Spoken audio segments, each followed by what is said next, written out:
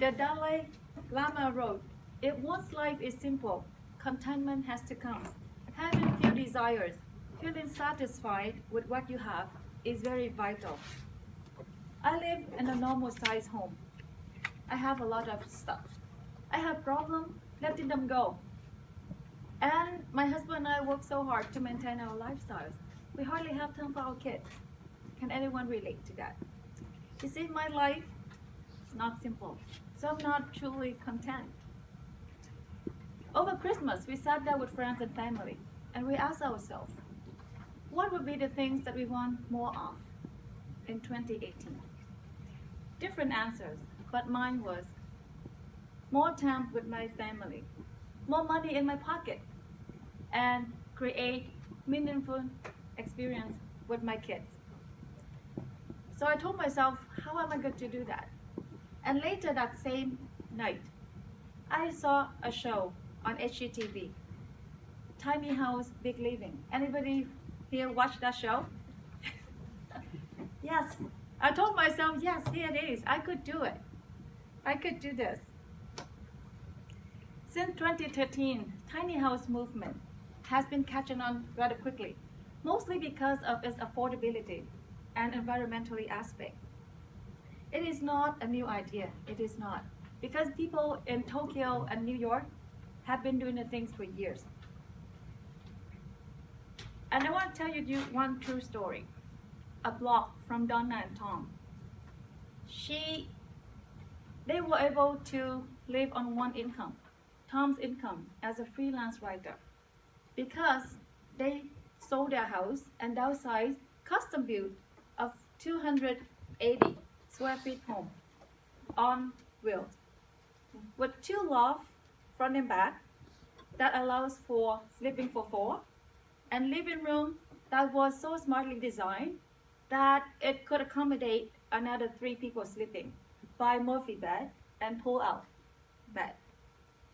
They also had 2 dogs and 1 hamster. I suppose the hamster doesn't count.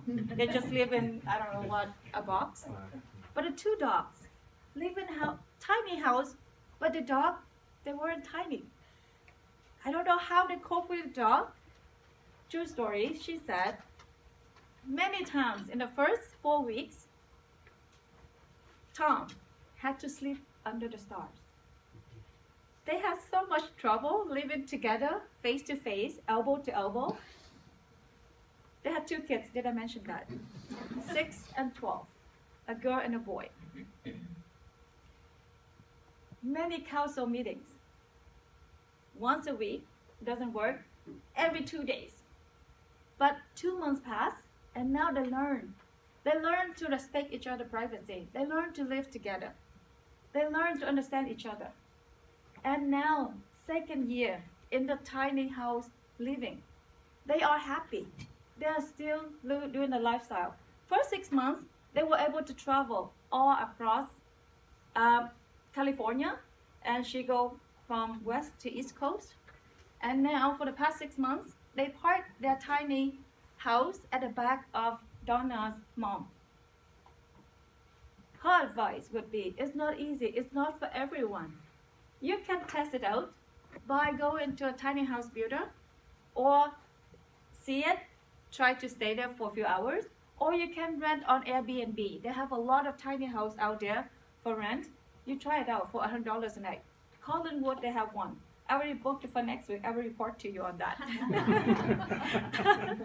So why tiny house? Why would that work for me? Because you see, with tiny house, I could say no to big mortgage.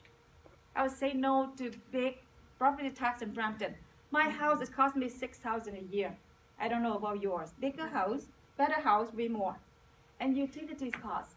For a tiny house, it costs on average $100 a month. And mortgage-wise, it would cost you, the really luxury one, it costs up to $100,000. But you can have one for $25,000, $35,000. It's up to you. A student can even do it for $18,000. Do it himself. With a tiny house, I could say yes. Yes to more time with my family. More money in my pocket, because I could now sell my house, retire, or rent my house. And we don't have to work for maybe 6 months. We can travel around. I could be the Donna with the other dogs and the hamster. So yes, it could work. Tiny house will make me happy because I've done it before. I lived 12 years with my family, my parents, my 4 siblings, in a 600 square feet home. At times, we try to kill each other. But at other times, we love each other to death. And that's, my friends, an experience that I want my kids to have. So right now, I'm not able to convince my husband yet. But I already contacted a builder. I know the cost. I know what I wanted. So that will be something I work on this year. So how about you, my friends? Is there something that you think would make you happy? Would you take the action? Take the steps towards it and make it happen. As Socrates said, the secret of happiness is not found in seeking more, but in developing the capacity to enjoy much less. Have a fabulous 2018, my friends. Madam Toastmasters.